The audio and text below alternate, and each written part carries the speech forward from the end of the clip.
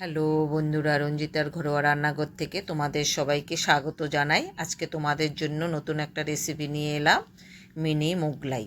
প্রথমে আমি কড়াতে সাদা তেল দিয়ে দিলাম, পেঁয়াজ কুচিটাও দিয়ে দিয়েছি।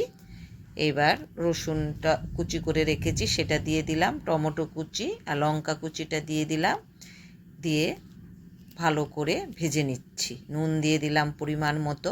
তোমাদের কাছে ছোট্ট অনুরোধ থাকলো শুরু থেকে শেষ অবধি দেখো, আশা করি ভালো লাগবে। জিরের গুঁড়ো, হলুদের গুঁড়ো দিয়ে দিলাম, একটু লঙ্কার গুঁড়ো, আদা বাটাটাও দিয়ে দিলাম। দিয়ে এবার ভালো করে মশলাটা আমি কষে নেব। এবার চিকেনটা আমি সরু সরু করে কেটে রেখেছি সেটাও দিয়ে দিলাম, দিয়ে এবার ভালো করে কষে নেব।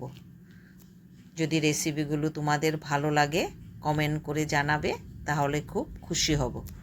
এই টিফিনটা বাচ্চাদের টিফিনেও দিতে পারো, বাচ্চারা খুব খুশি হবে। আমি প্রায়ই বানাই, আজকে আমি তোমাদের সঙ্গে শেয়ার করলাম। এবার আমি একটু গরম মশলার গুঁড়ো দিয়ে দিলাম, দিয়ে ওটা আমি একটু ভালো করে মিশিয়ে নিচ্ছি।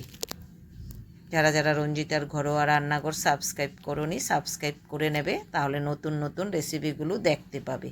ইউটিউবেও আমার এই রেসিপিগুলো তোমরা দেখতে পাবে।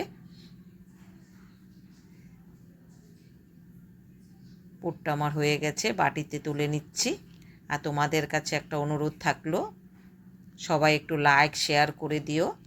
আর ময়দাটা আমি আগেই মেখে রেখেছি, একটু নুন, একটু সাদা তেল দিয়ে ময়ম দিয়ে রুটির মতো লিচি কেটে রেখেছি। এবার রুটির মতো করে বেলে নিলাম। এবার পুরটা আমি দিয়ে দিচ্ছি। খুব সহজ রেসিপি, সবার বাড়িতে সব উপকরণগুলো থাকে। এবার ডিমটার সঙ্গে একটু নুন আর গোলমরিচের গুঁড়ো মিশিয়ে নিয়েছি, ওটা দিয়ে ভালো করে চিকেনের সঙ্গে মিশিয়ে নেব। এভাবে আমি সবগুলো বানিয়ে নেব, একটা করে তোমাদেরকে আমি দেখাচ্ছি। যদি ভালো লাগে তোমরা এভাবে করে দেখতে পারো। খেতে খুব সুন্দর হয়, আর যাকে খাওয়াবে সেও খুব খুশি হবে। সাদা তেল বসিয়ে দিলাম, তেলটা আমার গরম হয়ে গেছে। এবার মিনি মোগলাইগুলো দিয়ে দিচ্ছি, দিয়ে আমি একটু সময় ধরে আস্তে আস্তে করে দুই পিঠ ভালো করে ভেজে নেব। দুটো করে তোমাদেরকে দেখাচ্ছি, বাকিগুলো আমি এইভাবে সব ভেজে নেব। আরেকটা ভেজে দেখাচ্ছি। শসা, পেঁয়াজ, টমেটো সসের সঙ্গে খেতে খুব ভালো লাগে। আমার বাড়িতে সবার খুব পছন্দের একটা রেসিপি।